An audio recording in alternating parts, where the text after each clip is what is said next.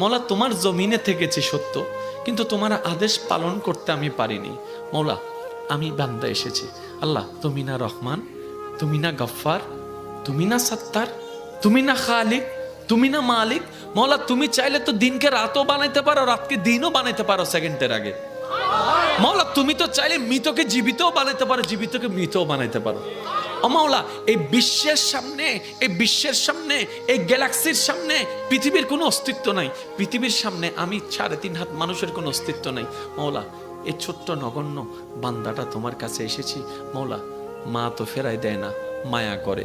তুমিই তো বলেছো মায়ের চাইতে 1000 গুণ বেশি তুমি বান্দাকে ভালোবাসো, বান্দাকে ভালোবাসো। ও মাওলা তুমি দৌড়াই দিলে কার কাছে যাব? তুমি রহমত না করলে কে রহমত করবে?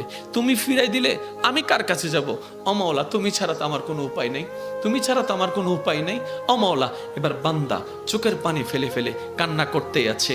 সে কান্নার আওয়াজটা দুনিয়ার জমিনে ডানাও যদি 1 হাত না যায় হতে পারে, কিন্তু সেই আওয়াজটা রব পর্যন্ত পৌঁছাই যাচ্ছে, রব পর্যন্ত